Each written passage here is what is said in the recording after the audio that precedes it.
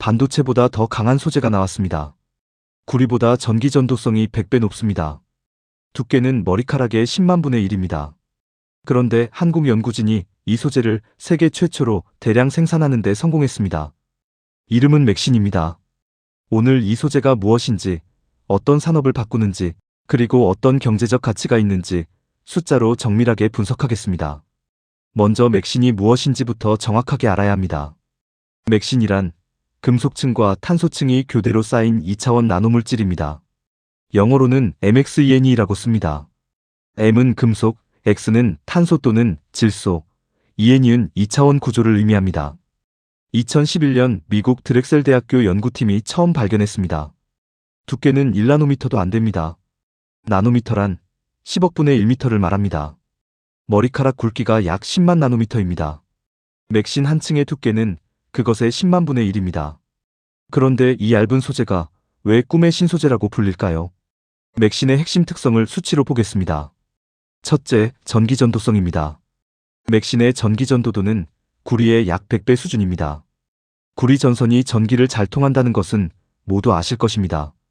그 구리보다 100배 빠르게 전기가 흐릅니다. 수식으로 표현하면 이렇습니다. 맥신 전도도 약 2만 SCM 이상, 구리 전도도 약 59만 6천 SCM. 단위 면적당 전도도는 두께를 고려하면 맥신이 압도적입니다. 둘째, 전자파 차폐 성능입니다. 전자파 차폐란 전자기기에서 나오는 전자파를 차단하는 능력입니다.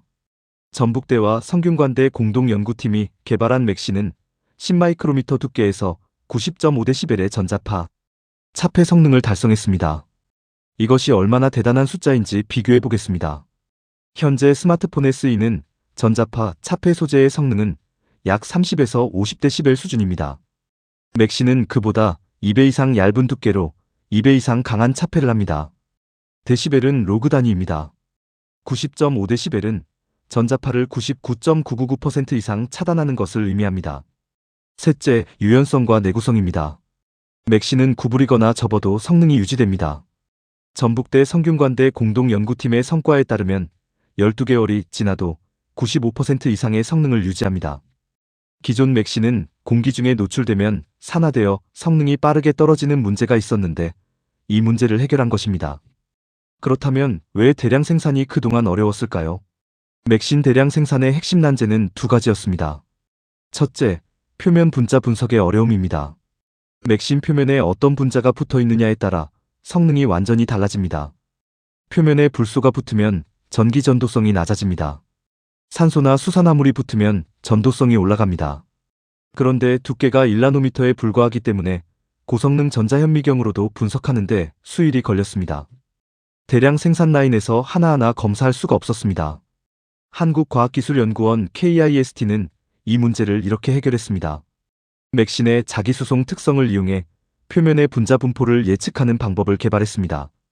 자기수송이란 자기장에 따라 전도성이 바뀌는 특성입니다. 이 특성을 분석하면 표면에 어떤 분자가 붙었는지 즉시 알 수 있습니다.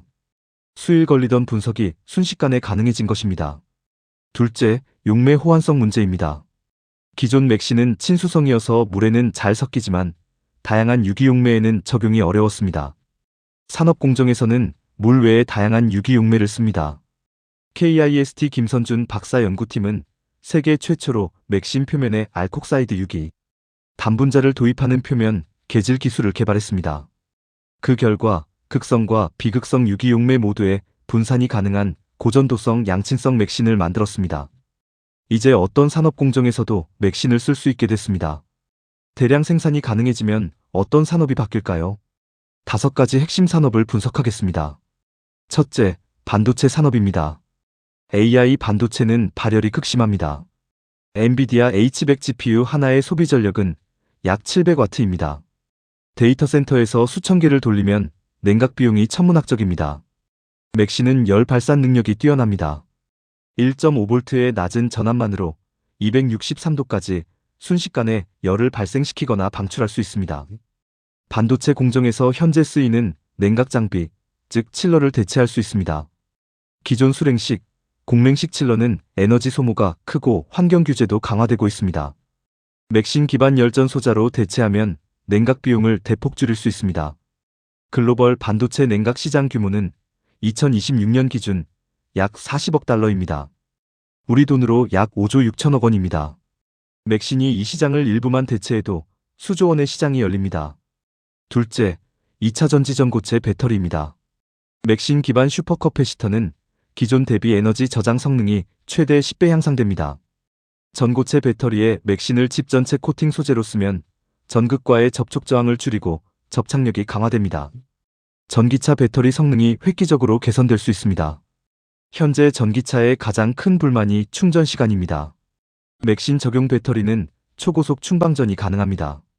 1분 충전으로 상당한 주행이 가능한 배터리가 현실화될 수 있습니다. 글로벌 전기차 배터리 시장은 2026년 약 1,200억 달러 규모입니다. 우리 돈으로 약 168조 원입니다. 이 중 소재 시장만 잡아도 수십조 원의 기회입니다. 셋째, 전자파 차폐 시장입니다. 5G와 AI 확산으로 전자기기가 폭발적으로 늘고 있습니다. 전자기기가 많을수록 전자파 간섭 문제가 심각해집니다. 전자파 차폐 소재 수요가 급증하고 있습니다. 맥신은 10마이크로미터 두께에서 99.999% 전자파를 차단합니다. 스마트폰, 노트북, 전기차, 군사장비, 의료기기까지 모든 전자제품에 적용 가능합니다. 글로벌 전자파 차폐 소재 시장은 2026년 약 90억 달러 규모입니다. 우리 돈으로 약 12조 6천억 원입니다. 넷째, 웨어러블 기기와 바이오 센서입니다. 맥신은 얇고 유연합니다. 피부에 붙이는 형태의 건강 모니터링 센서로 활용 가능합니다. 심박수, 혈당, 체온을 실시간으로 측정하는 초방막 센서입니다. 기존 금속 기반 센서는 딱딱해서 피부에 부착하기 어렵습니다. 맥신은 구부려도 성능이 유지되기 때문에 이 문제를 해결합니다. 글로벌 웨어러블 의료기기 시장은 2030년까지 약 280억 달러로 성장 전망입니다. 다섯째, 군사방산 분야입니다. 맥신의 스텔스 기능이 주목받고 있습니다. 맥신은 적외선 카메라에 포착되지 않게 하는 열감지 회피 기능이 있습니다.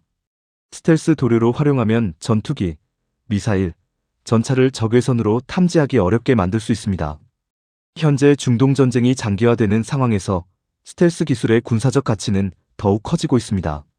한국이 이 시장에서 유리한 이유를 분석하겠습니다. 세 가지입니다. 첫째, 연구 선도국입니다. KIST, 전북대, 성균관대, 제주대 등 국내 연구기관이 맥신 핵심 기술을 연속 개발하고 있습니다. 세계 최초 고전도성 양친성 맥신, 세계 최고 수준, 전자파 차폐 성능, 대량 생산 분석 기술 등이 모두 한국에서 나왔습니다. 둘째, 반도체 배터리 제조 인프라입니다. 삼성전자, SK하이닉스, LG에너지솔루션, 삼성 SDI 등 세계 최고 수준의 반도체 배터리 제조기업이 있습니다. 맥신 소재가 상용화되면 이 기업들이 즉시 적용할 수 있는 생태계가 갖춰져 있습니다. 셋째, 소재 기업의 빠른 움직임입니다. 나인테크는 맥신 기반 전고체 배터리 소재 개발을 본격화하고 있습니다. 퍼듀대학교와의 공동 연구를 통해 검증된 공정 기술을 확보했습니다. 아모센스 등 전자파 차폐 전문 기업들도 맥신 적용을 검토 중입니다. 그런데 아직 해결해야 할 과제도 있습니다. 솔직하게 말씀드리겠습니다. 세 가지입니다. 첫째, 생산 비용입니다. 현재 맥신의 생산 비용은 탄소 나노튜브, 그래핀 등 기존 나노 소재보다 높습니다. 대량 생산 기술이 확립되더라도 생산 단가를 낮추는데 시간이 필요합니다. 수식으로 표현하면 이렇습니다. 상용화 시점은 생산 비용, 성능 우위, 시장 수요의 함수입니다. 생산 비용이 낮아질수록 상용화 시점이 앞당겨집니다. 둘째, 산화 안정성입니다. 전북 대성균관대 팀이 12개월 95% 성능 유지를 달성했지만 산업 현장에서는 더 긴 수명이 필요합니다. 반도체 소재의 수명은 수년에서 수십 년을 요구합니다. 추가 연구가 필요한 부분입니다. 셋째, 스케일업 검증입니다. 연구실에서 대량 생산 가능성을 확인하는 것과 실제 공장에서 양산하는 것은 다릅니다. 연구실 수준 파일럿 생산 양산 단계까지 3에서 5년이 더 필요할 수 있습니다. 해외 기업들의 움직임도 주목해야 합니다. 미국 드렉셀 대학교는 맥신을 처음 발견한 곳입니다. 다수의 미국 기업들이 맥신 상용화를 위한 스타트업을 설립하고 있습니다. 중국도 맥신 연구에 대규모 투자를 하고 있습니다. 중국 정부는 2025년부터 맥신을 전략 신소재로 지정하고 집중 지원하고 있습니다. 일본은 소재 강국답게 맥신과 기존 소재의 복합화 연구를 진행 중입니다. 한국이 지금 선점하고 있는 기술 우위를 얼마나 빨리 상용화로 연결하느냐가 핵심입니다. 특허 출원 건수를 보면 한국은 전 세계 맥신 관련 특허의 약 15% 이상을 보유하고 있습니다. 미국과 중국에 이어 세계 3위 수준입니다. 그렇다면 투자자 입장에서 어떻게 볼까요? 회계사 관점에서 체크리스트를 드리겠습니다.